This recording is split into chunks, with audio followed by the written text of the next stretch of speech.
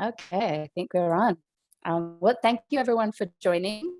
So I'm Ruani Kumala Singha. And if you didn't catch that before, we are recording this session as well. So if you or any of your colleagues missed this, you can always catch it on YouTube as well when we publish it. So I represent Diversity Collective Lanka, and that's who has put this event together. So the premise of Diversity Collective is to create a more diverse tech sector in Sri Lanka. So that's, bringing more women into the industry, different races, skill sets, so diversity in every meaning, in every flavor of that word. And how we do this is through four main pillars: the school pillar, the higher education pillar, the entrepreneurship pillar, and the career corporate pillar. And this event in particular, so the Tech Voices Spotlight Series, is one that's under our corporate and career pillar, where we bring women from industry to discuss and showcase all the skills and the amazing things that they're doing in industry. So today we have Achini Lankage, who is one such lady. And I've been having a few discussions with her to prep for this webinar, and she's got some really great insights. So I'm really happy to introduce Achini. She's the head of engineering at NIMI. She's also a visiting lecturer, a mentor, and a software developer at heart. She's been in software engineering for over 12, 13 years now. And she's also been doing some amazing work to build women up in the industry as well.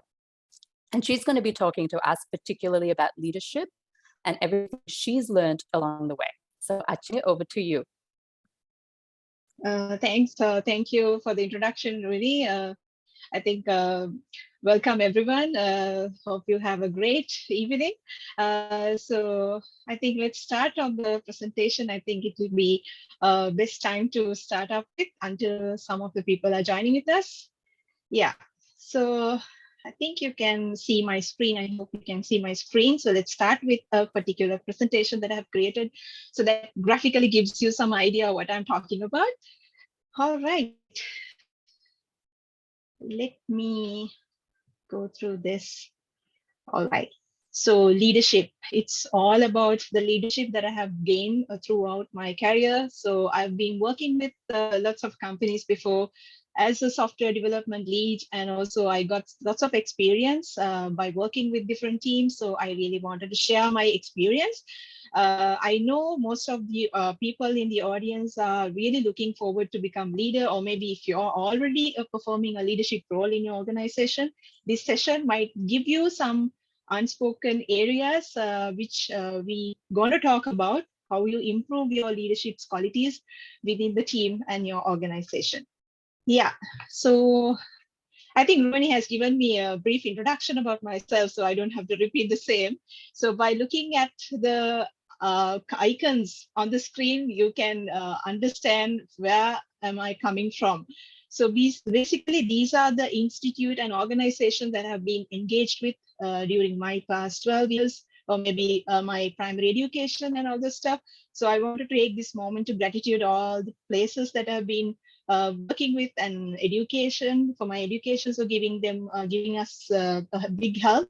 So I really wanted to take this opportunity to give the gratitudes for all the organizations and the institutions. So yeah, so explaining about my experience, like when you mentioned, I have like 12 plus years of experience in software development, specializing in like Java background and also in ERP professionality. So those kind of experience with the leadership qualities as well. So I have improved a lot during my past years of experience. So I'm going to share some of the important things that we need to talk to you. If you're going to be a leader, of if you're already performing a leadership role in your organization. Yeah, so anything special about me? I really wanted to explain some of the things that as a character, what kind of a character am I? Because this basically leads you to become a leadership. Sometimes there are some places that I've corrected from my side. So, I mean, actually coming to IT is a totally different scenario. Actually, it was unplanned totally. So after my A-levels, I decided to select this IT field, thinking about I have passionate about this industry.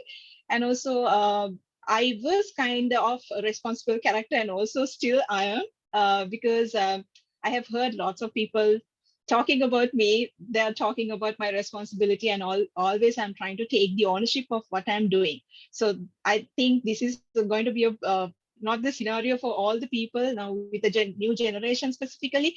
They don't want to take this ownership role for the work that they are doing. So I actually learned lots of things from my past experience, how to take the ownership of what I'm doing. And also, I used to be a very hard worker. Honestly, I have spent lots of sleepless nights during my past experience with my previous projects and organizations. But now, with the maturity level, I think I have shapen up my skills to how to manage this particular hard-working strategies into a smart working strategies. Now, I believe that if you are working smart, you can save lots of time. Believe me, I have saved lots of time by working very smartly. You have to identify your own way of doing things smarter way, right? So that is all about that we're talking about in next few slides as well. Also, I'm a very helpful person, so that people would love to work with me because I will always love to help the team. And also, I really want that trustworthiness within the team. I really trust people, and I also expect the same thing. If I'm a leader, I want this trust based relationship within the team so that we can do something better for the organization as well. And also, I was a very character who's getting easily panicking with some unexpected situations sometimes. But I think that is like very common cases in every person. But the only thing is I have learned is like, I mean, when you take some decisions emotionally, sometimes it doesn't really work. If you're getting unexpected situation that you need to act immediately, my advice for y'all is take a step back and think about the scenario. Think that is this the correct thing that you're going to do with that particular moment. Let's say you're very angry with some particular incident happen, but don't act immediately. Just think about, just give 10 seconds or 1 minute, 2 minutes, just think what has actually happened. So there might be two sides of the story. So think about before you talking, before you acting, just think about what you're really going to do. Have a plan, execute it wisely. So that's the only advice that I can give it to you.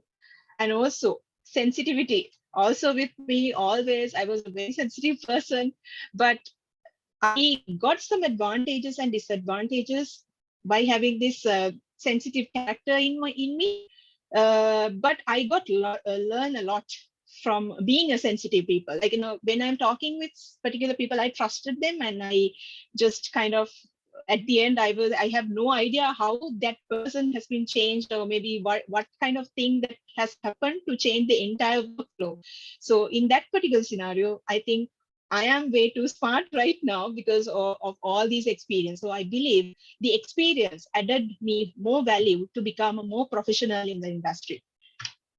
All right. So before we are starting with bad manager scenarios, I would like to ask you, do you have any experience working with a bad manager? I would like to listen to your stories as well. So this is the best time. I think Vani might share a screen for you all to give you your ideas. You will be getting only 1 minute. If you're a speed typing person, you can just type it, your story, very briefly, so that we can take these examples and see how we are going to evacuate those problems in future, or maybe what is the best answer for that. It's time for you, Rooney, just to share the screen, please. Yeah. Rooney, you're on mute, sorry. Oh, thanks. On the chat, you'll see a Mentimeter link. So please click on that link. And then I will also be sharing my screen. So you will actually see this presentation. Oops, wrong one. There we go. So what we're asking is, tell us about an experience with a bad manager. So use the link in the chat box. Okay. Is everyone able to access that and just type in your response? So try and keep it short and hit submit. And then that will show us your response. So we're hoping this can be interactive and you can put multiple submissions as well.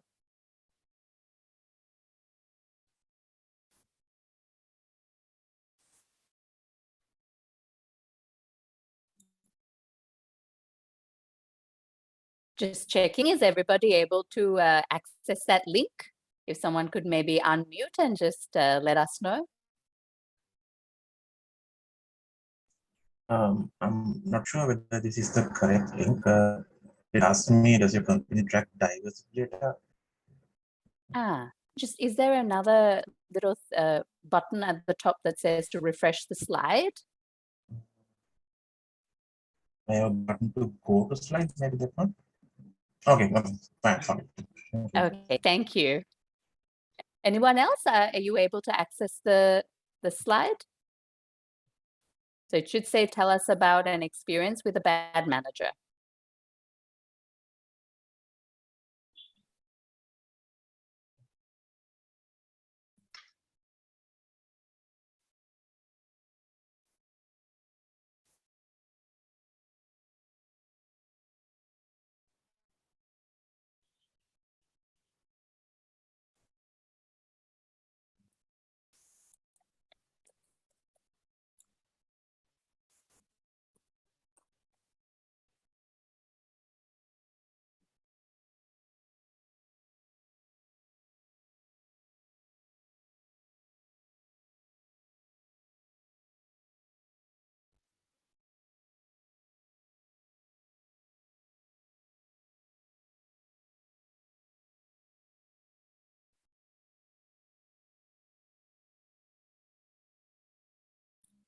I think we might have a shy crowd, but maybe then I'll hand over to Achini.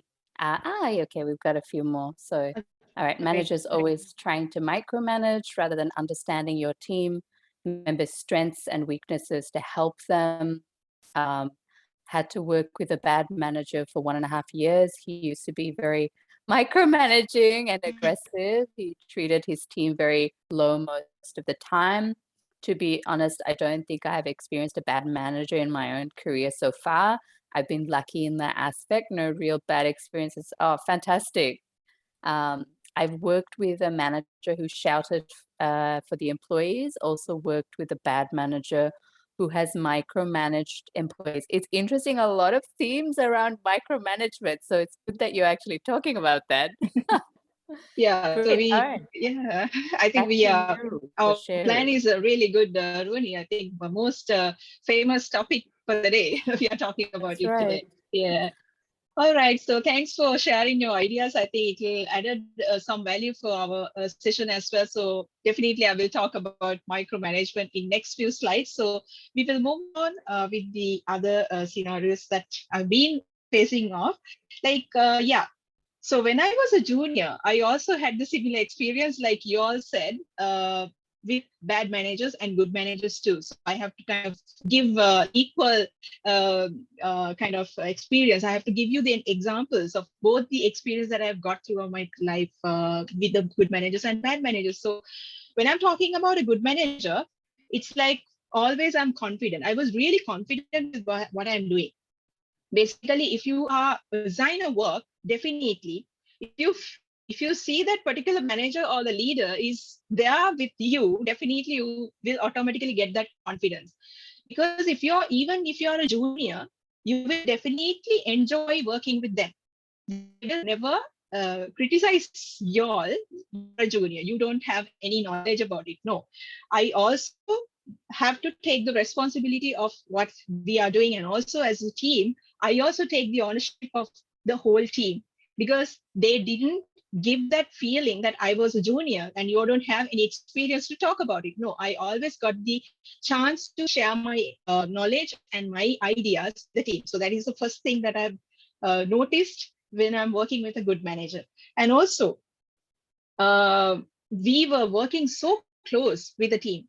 I never can understand a scenario that has happened that we were always having fun in the team, even though there are some sleepless nights, stressful situation. The leaders and the team have the real bond kind of thing, so that we communicate each other. We really bonded each other as a team. So we had a team spirit. Even though there's a problem with the other team member, I used to help them, because I thought this is just a problem of the team or maybe on the project. So we take the responsibility. I'm not a person, when I was working with a good manager, I didn't kind of say that, okay, it's none of my business. I don't have to work with him or her. I didn't have that concept at all because I was totally engaged with the team. So in that case, when I'm talking with about the bad manager, I already had these health issues, of course, very stressful. And I have lots of health issues. I mean, literally not showing off, but still I have kind of very bad experience with working with bad managers. So, and when I'm seeing that person, when he or she entered to the office premises, I was dead scared of, because I am not comfortable with that bad manager. And also, like all the team members, I have seen that they are celebrating events and all this, but they all have their fake smiles on their faces, not genuine smile, because they are not happy with the particular team leads or whatever the manager that they're working with. And also, I was always thought that my work, I have to do it according to the time schedule. I'm not caring about others, only allocated work, because you are not happy with what you're doing. So that is exactly when you're working with a bad manager. So I want to recall some of the memories that I have gone through with bad memories with three managers. Basically, during my internship, I still can remember, I have planned for some half day, and I've applied from my reporting manager for a half day to represent my final project team.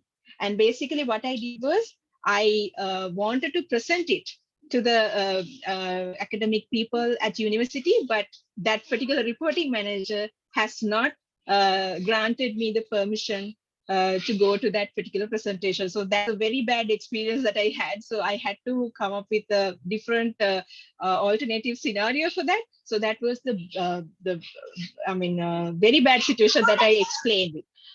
And also, the team has been encouraged us to, the leader has been encouraged us to apply the leave before 1 month ago, which is not practical most of the time. There can be unplanned leave, but that manager wants us to plan all the leave before 1 month.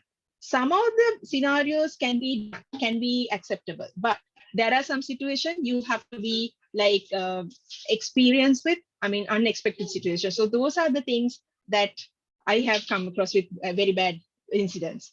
And working from 10 a.m. to 10 a.m. to 4 a.m. continuously. Like I can still remember there are some scenarios that I've been working very late nights, and sometimes I didn't get a time to spend with my family, and all the weekends, all the cultural events I missed during that time period. These all incidents happen because of a really bad manager. So those are the experience that I got when I was a junior with bad managers.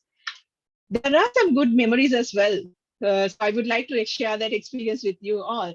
I was very confident with them always. Like I always can remember that has a happy scenarios that I have spent with them. We still have that spirit. This is about like few years back. We still have that friendship. Even though we resigned from the particular place, we still have that bond. So those are the things that we can get it out from good memories when you're working with good managers. And I never felt that I was junior. I always telling this that I felt that I'm a real responsible person in the team. Even though I was a junior, they never treated me like that. I was sending them lots of innovative ideas so that they appreciate it all the time. So I kind of confident when I see this particular character, I kind of imitate it, and I'm still imitating that person, because the thing is, I really wanted to be a leader like that particular good manager. So I'm still following, and I know there are some things that I have adjusted according to the organizational level processes, but still, I believe that if you're working with a good manager, you will definitely imitate some of the qualities from that person. All right, so those experiences impacted me in different ways. I still wanted to be a favorite team lead for my team.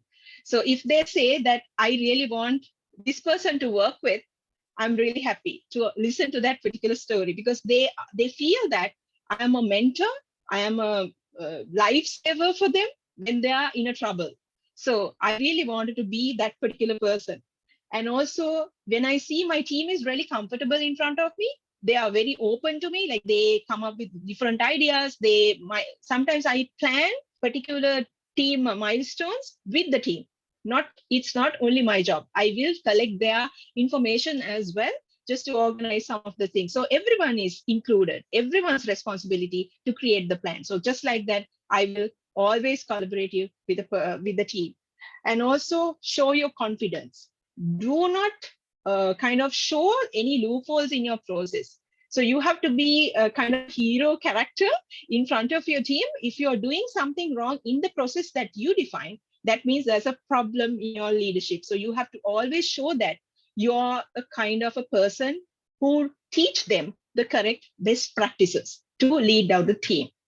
And also, I know there are lots of kind of qualification that we can fulfill to become a great manager. But still, I believe, honestly, working experience as a leader will be much more important to become a real leader. It becomes to you to think about the intellectual kind of emotional intelligence, basically. You have to identify people's behaviors and their interests as well. So there should be on-hand experience too, to understand the qualities or maybe the problems, behavioral issues, to plan out some task in the particular team. So those are the things that that impacted on my current role. So my leadership, if I'm explaining about my leadership, first of all, if you are going to be a leader in an organization, first thing you have to know is you have to talk to your senior leadership and understand the company and organization mission, vision, and their milestones. Before we are talking to your team, you have to talk with your senior leadership and understand what's the expectation for individuals. So that will be helpful for you to organize everything in a proper way. So when you're meeting the first time, your team you have never worked with, one thing that you can understand is understand them individually. If you can build some relationships, I think you have to draw the line across the relationship if you're working as a manager. But still, if you can cooperate with them if you can build up relationships very well, you definitely understand some of the points that you couldn't get in from the previous record. So that is also one more important thing that I do when I'm working with a team. And also when you're having a team meetings or maybe stand up, if you're following agile practices or anything, do not criticize a person all the time. There can be different person who are in different levels. But what I believe is, if you want to give some comment or complain about a particular person, do it privately. Do not do it in public areas, like, in the meetings, do not criticize. That is not a professionality of the leadership. And if you feel that this particular person has done such a great thing, you can do it in public so that others also will understand the value of doing something good. So that is also one thing that I need to share at this time. And also when you're sending the rewards to the team, do it equally. Like, not always one person. There should be something that your team member can do it for the team. Find it out. Send them appraisals. Reward. Just give the comment from them. That will make them more productive when they're working with you. So if you're facing with a bad workload, low performance in the team, lot of unplanned leaves, there is something in your planning. There's a problem. You have to revisit what's your plan with the team. So definitely these are the things that we need to consider with your experience. So I'm sharing my experience for you all to think about it again when you're planning next sprint or maybe next project or with the new team members. All right. So I think most of the people have got this question, micromanagement. I know personally, I don't like to face this problem. If someone is doing micromanaging for me, I feel a little bit embarrassing, and also it's kind of irritating thing for me. I understand that very well. But do you know what is exactly micromanagement is? Yeah, I think I will explain you rather than taking time from you all. Yeah, so micromanagement is something, if you're a manager, you always have a limit to manage people. If you're crossing this border in a particular level, that turns out to a micromanagement. And why people tend to do this micromanagement? If you are a person, you're not confident with your team skills or their work, then definitely you will be tend to do a micromanagement. That is the scenario that this word is coming into. And also, when are we going to use this in a proper, perfect timing? Yes, you have to understand that scenario. So let's say when it comes to juniors, or maybe there are some interns that you're in your team who are working with you. So interns always need guidance. You can't give the work and stay away from that. And next day you come and ask, okay, what's the status of the work? So maybe interns didn't get that particular requirement properly. They might have gone in a different path. And also they were struggling the whole day yesterday without asking a question because there was nobody to help them. In that particular case, your micromanagement will be a plus point because you need to kind of ask them, are you stuck? Do you need any help from the team? Are their requirements are clear to you? So those three questions need to be asked during some particular time period, not in every hour. So this timing also, which is very important when you're taking the updates from the team. But if you're working with a very skillful resources, maybe matured people or maybe very experienced people, micromanaging doesn't work always. You can put this micromanagement in those teams in a stand-up meetings, probably. Because stand-up is a place that you get the updates normally. So you can determine this person is blocked for several days, then you have to apply for a solution, how to help that person. So that is the other thing that we need to talk about. And if you are a good manager, definitely if you have learned all these management skills and qualification, if you already achieved those qualification, you definitely will follow these 5 main pillars in the management. Definitely. You have to define the expectation for individuals in your team. Otherwise, they don't have a scope. Even for a junior, if you're talking about a junior, especially interns, they don't have a scope what they're doing. They are just out of the university and they don't know which path that they have to select. And they don't know which path is very good for them or very passionate about. So you are a leader, you have to mentor them by understanding their capacity. So in that particular thing, you have to set the expectation of individual and see how they perform. And also the measuring is very important. There should be a measurement points that you have to measure each of the individual's performance. There should be a valid evaluation criteria that depends on the organizational structure. Some of the organizations have defined many of the different scales to define this measurement. And also evaluating performance, performance in each quarter, maybe at the end of the year. But definitely you have to share your feedback with them. Otherwise, doesn't matter how much you do the performance evaluation, and if you're not sharing the feedback with them, they don't improve. You can't expect anything out of them just doing the performance evaluation. You have to give the feedback in a proper way. And also an equity in rewarding. Like rewarding can be done in many ways, right? So it depends on the organization level as well. So rewarding also has to base according to those measurements and has to be very equal. Sometimes based on the performance, it cannot be. But if you're doing something like, let's say, some percentage has to be considered for all the team members with regardless of any of the performance hurdles, right? So that is one thing that I should remind about micromanagement. Yeah, so we have been discussing about this, like, yeah, you were telling me that there are some incidents with bad managers. Some of them are really happy they don't have any experience in bad managers, which I really wanted to hear. I have seen after many of the bad managers working in different companies, they're still working. Even the entire team has resigned from the organization, that bad manager is still working. I have seen. So I'm thinking why? I have done a research on that. Why? So there can be various reasons for that, right? So if you're working with a bad manager, definitely there are some issues that you have escalated to the senior leadership, probably. It depends on the situations also. Like if that particular if we are label a particular leader as a bad manager, there can be some situation. Maybe that particular situation severity is very high. Let's say, for an example, if it's a fraud case, or maybe it's a harassment issue, which you cannot give a chance to work in a company again, right? So there are scenarios. So then you have to talk to your leadership, senior leadership in the company, and update them regarding these scenarios as soon as possible, because this might be a really big problem for your company reputation and that person's reputation as well.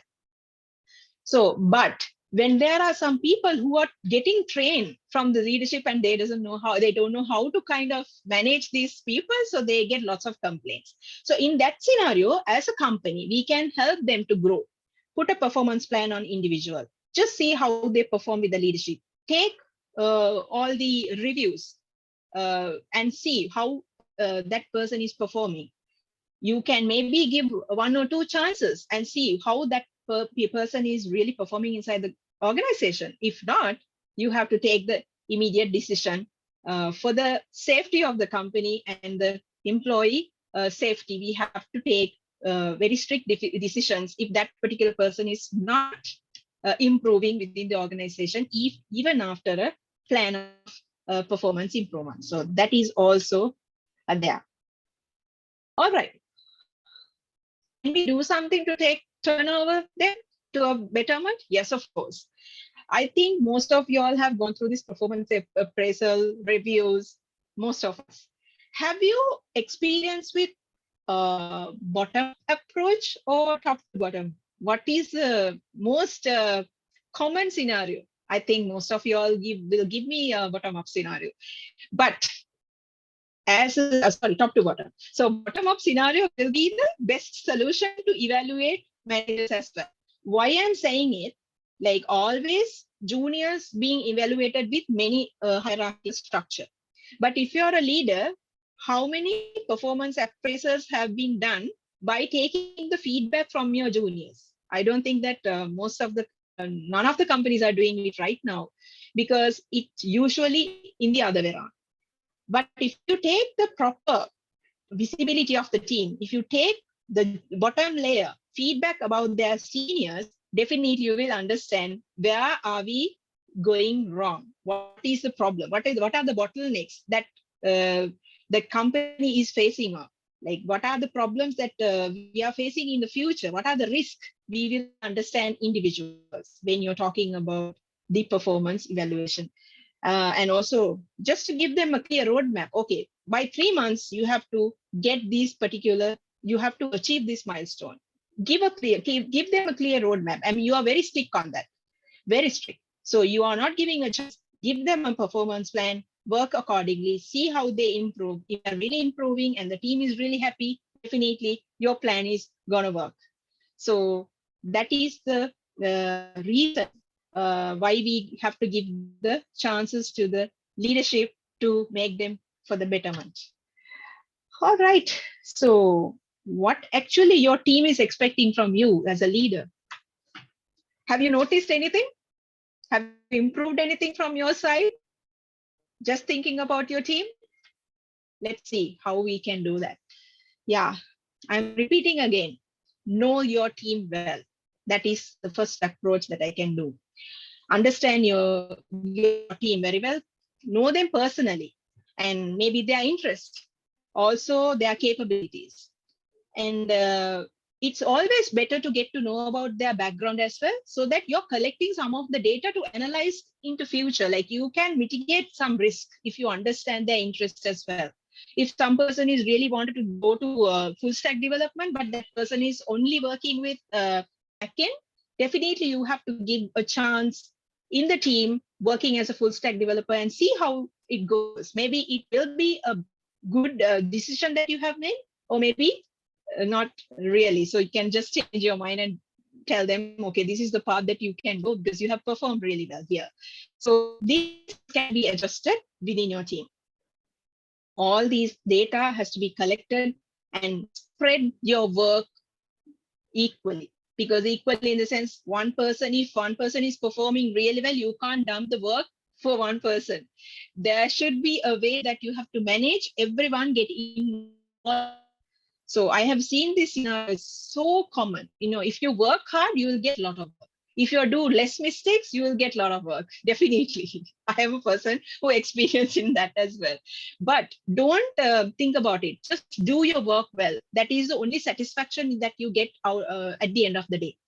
But still, if you're a manager, you know that person is really doing well, but you can dump all the data onto that particular person's plate, because ultimately that person will get stressed out and you will lose him or her, right? So definitely these are the things we have to think about very seriously, and also update your stakeholders and your senior leadership if anything you noticed as a risk. That is a mandatory thing. You can do it rather than keeping it to yourself. Always you have management meetings, you have talking to your founders, talk to them and explain the risk, try to mitigate it. More diversity. I think before we are talking about this topic, Ruani, can we get some kind of input from the audience regarding the diversity? Yes, so we are going to share yet another poll. So you can use the same link that was shared before, and I will be sharing the next slide. So if you go to that same link, let me just share my screen again. Give me 1 second. So you should be seeing, does your company track diversity data? So if you could just answer yes, no, or not sure, whatever is appropriate to you, that would be fantastic.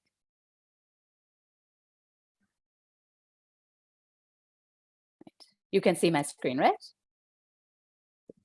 Okay, I think we have 3 responses. Anybody else who wants to add to that? Do you know if your company tracks any diversity data?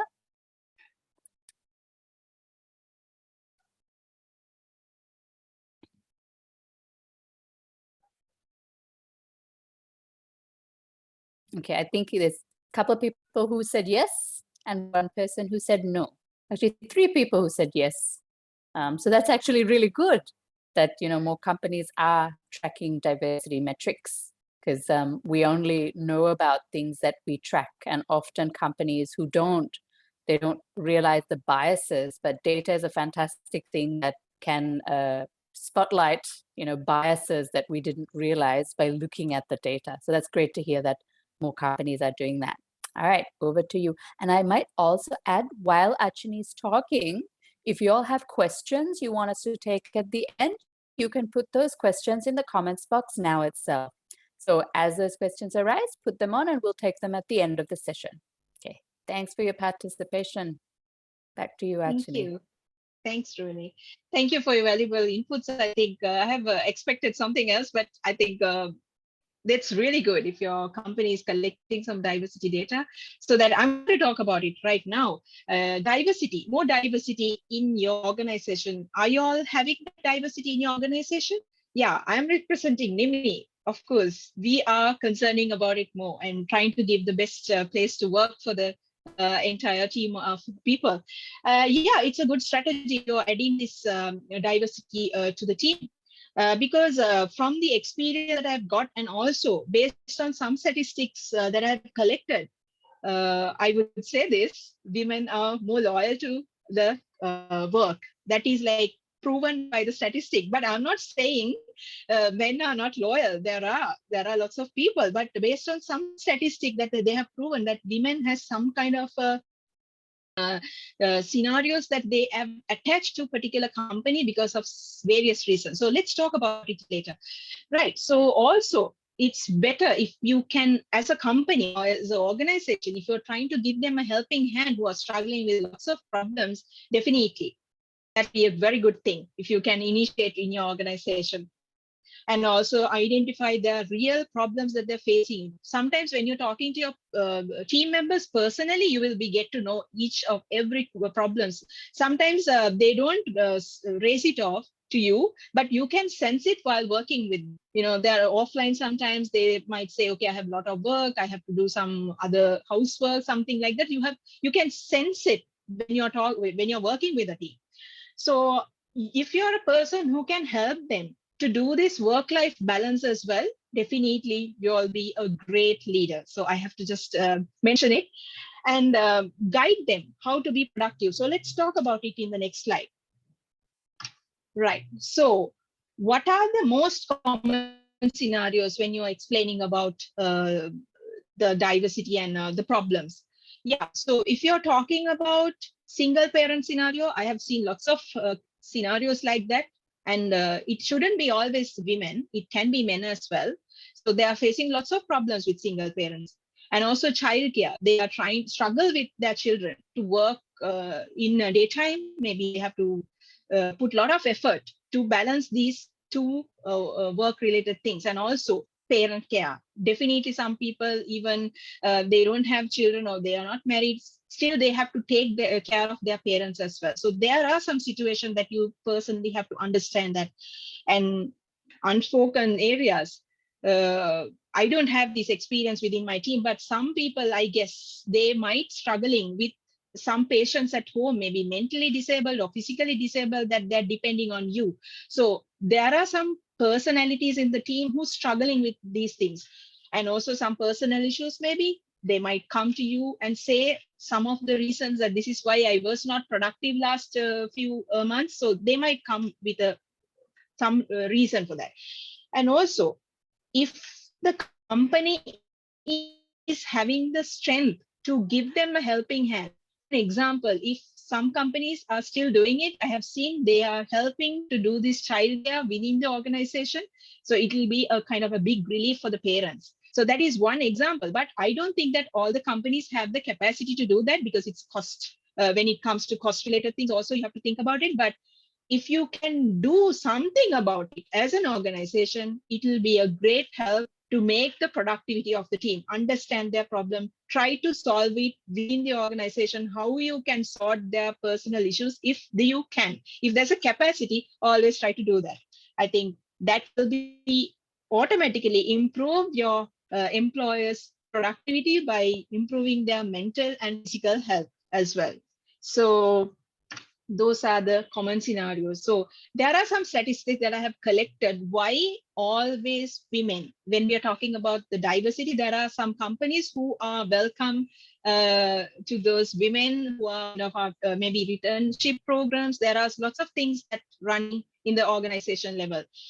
So there are some statistics that I have collected. Women have some kind of strength to do multiple streams work. I mean, when you're working with two different areas, they have the capacity of doing multiple work at a time.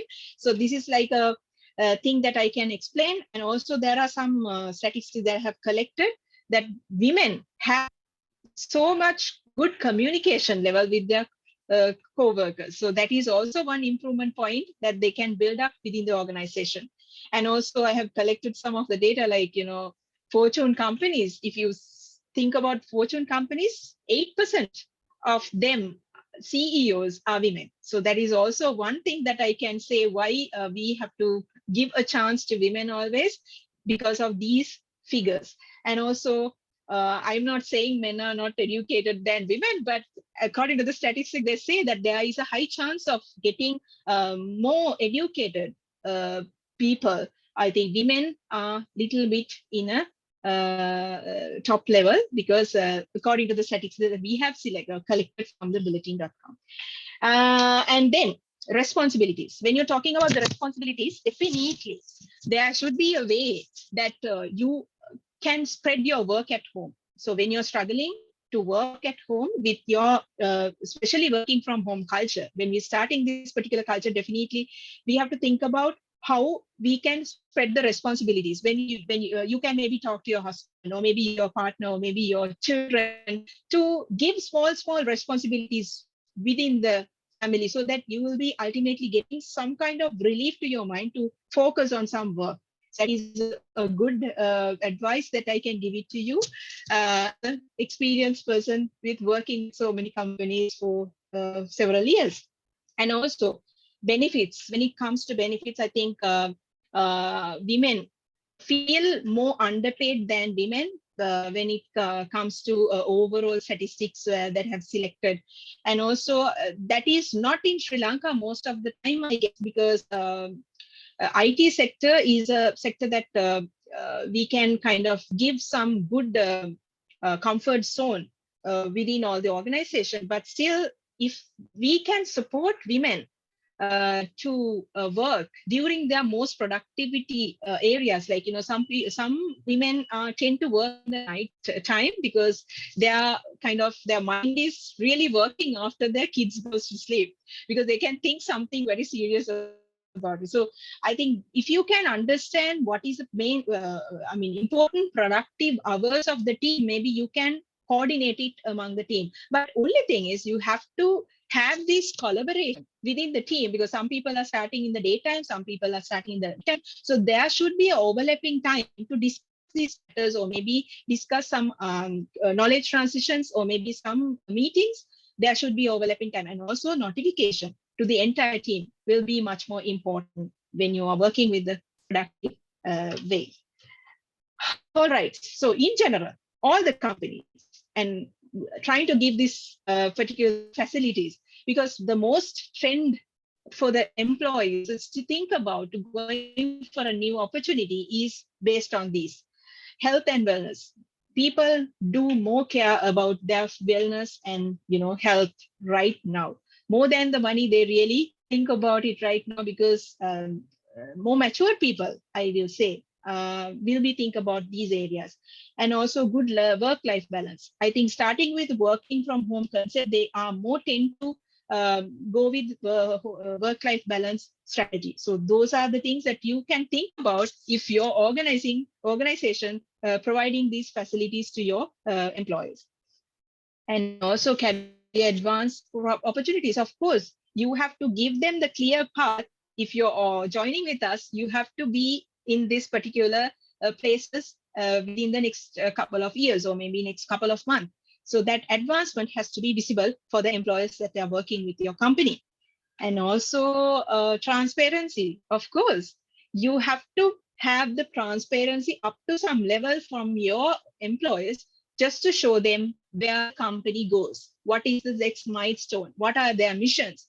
Because employer has the rights to know about the company health and the mission. What are they are doing in the next couple of years? Am I fit enough to stay for a little while here? So those decisions can be made out if you are properly transparent with your employees what you are going to do with the next few years. All right, branding. That's another point for a new particular companies, especially. But some of the companies, if they are very reputed, still they are doing this branding because they want to get attention of the employees or maybe stakeholders. Branding can be done easily when you're giving the great place to work concept to the employers. So it can be spread word of mouth. If some person is telling you, my company is really good, I'm very comfortable with my life now, I'm getting well paid, and also I can see my ladder, I am in a next position within next few years or maybe next few months, I'm really happy because I have work, I know I'm confident with what I'm doing. Those things, if you hear those particular things, definitely you will check for that company and you will look into opportunities to join with. So I think this will be a great thing that you can initiate from your organization, rather than you're spending lots of money on branding, promoting. I think this can be done easily within your organization, giving the comfort zone, giving the help to sort out their problems and get the productivity out of the team in a real way. So that is all about branding. Yeah, so I think we are done with the session, Ruani. I think people might have objections, people might have lots of questions. You can ask anything right now. All right. So you can either type your questions to Achini, or you can, unmute and speak as well. Either is completely fine. And we may also actually be having questions from Facebook Live as well. So Kushani, if you see any questions there, please do send it through. Okay. Okay. Okay, we've got some questions coming in. How can we set out, like reset our own mindsets to be able to work with a bad manager? Oh, yeah. I was doing it for a few times, so I know how to answer that question. Yeah. So if you're working a little bit time with a bad manager, definitely you cannot tolerate for long time. You have to think about yourself as well. But actually think why you're labeling that person as a bad manager. Is it a problem with you, or is it a problem with that particular person? If it's a problem with you, or maybe the style of working is not matching to his particular plan, definitely you have to think about, or maybe you can have a face-to-face discussion with him and clear all those doubts. But if you think that there's a problem with that particular person, or maybe that most of the people in the team is complaining about some of the problem that person is having, definitely you can talk to them directly. But I would say there are some situations, if you do that kind of a thing, you might have some political issues inside the company or maybe the team. So you have to act wisely in that particular moment. Let's say that person is not going to be a person who listen to you, or maybe is a person who very strict with that particular reason. So definitely you have to maybe talk to your mentor. If you have a mentor in your organization, talk to your mentor and see what is the best approach that I can do. That is the first thing. Before you're bypassing the manager and talking to your senior leadership, that is the best thing that you can do. If you are getting a good mentor, that use that advantage. So let's say you take a particular advice from the mentor, and still you're not satisfied with that. Definitely the next step is talk to your senior leadership regarding that. Or maybe if there is a chance that you can give the feedback to their performance review, if they are doing that, definitely take that chance to give your feedback straight away. So I personally do not recommend to bypass that person and go to the senior leadership, because it might take unnecessary problems within the organization. But the best thing is talk to your mentor and arrange some plan how to inform this particular scenario to the senior leadership. That is the best answer that I can give. Yeah, and a really good answer there, actually. And HR teams will most often have a way for employees to report these kind of things. So if you don't know, you can always reach out to your HR, and they would be able to guide you based on the severity. Sometimes it might need immediate action, if it's something quite severe, or if it's, something mild, then, some mild intervention might work. All right, we've got another question. Give me one sec. If you can give one and only one piece of advice about leadership to a new leader, what would it be? What's your top piece of advice for a new leader? Okay, I would say, I will repeat this again. Know your company, know your project milestone and the plan, and know your team really well, so that you can collect some data, have a plan, do it wisely. I think that plan, you should collect this information from the organization and from your team, so that you can get those information together, have a plan which is successful to be both the sides, so that you're in the middle layer, which you can balance both the sides. So I think that will be the first advice that I can give. Okay. And actually, when you say know your people, what do you really mean there? Yeah. So know your people in the sense, like, let's say you have got 5 people in your team, 5 people allocated under you. So, I mean, they have some, like I told in the previous slideshows also, like, you can understand their interest first. You can understand their capabilities and a little bit of the history, right? Working history, I mean, right? And also their maybe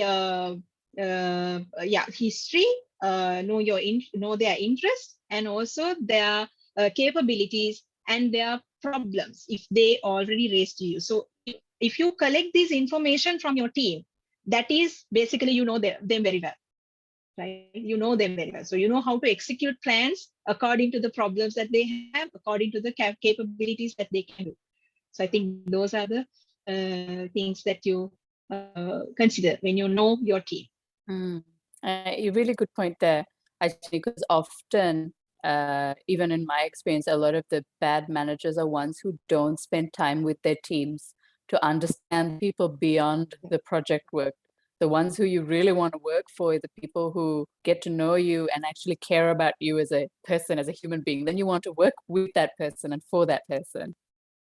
It's a more human experience. All right, Yes. we've got some more questions. So let me see what order they came in.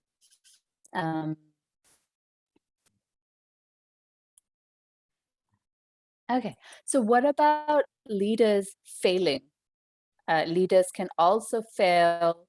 How do you address that? So, I think you said like about showing, showing the team you know what you're doing, but what about a point where leader is learning or failing? Yeah, it's a good point. Rohini. Nobody talks about it. I think I have a little bit explain about that scenario as well. Yeah, leaders, I mean, always not winning. They also failing during some time of the period. So maybe we measure it when you allocate a task for a particular team. If the project or if the task is not achievable by the team, basically the manager is the main person who take the responsibility. So we literally say that person is failing. That person is fail person from that scenario. But there are situations not related to work. Sometimes when you cannot take the work out of the team, then you have a problem with it. That means you are not a great leader, that you don't know how to take the work from the team in productive way, right? So that is also one failure point that I have seen. And also, if you cannot be the intermediate person who can balance both the side, like the stakeholders or maybe the project owners or the senior leadership and your team is like going two different paths. And if you are struggling to get them matched into a particular place, that means you are not a leader. That means you don't have a plan to understand their different paths and try to have an approach to how to connect them together and do this work in a successful way. So you are a failure if you can't do all these three things, according to my perspective. Yeah, and even with leaders, through failure, though, you can learn, right? Those Of are just moments and opportunities for growth. course. Like even with my team, I constantly tell them, I don't know everything I'm doing. I'm learning as well sometimes. And we work in a team, so you can always rely on your team and say, look, don't let me walk into a wall. If you see I'm doing something wrong, tell me. Yeah, and that's something I tell my team as well. So you can always lean on your team to highlight those mistakes and take that on as feedback. So you've got to have a good attitude as a leader as well, and take feedback from everyone, whether it's coming from above or below or a peer. And that's how I guess you learn from your own failures. Exactly. All right, maybe we'll take one more question.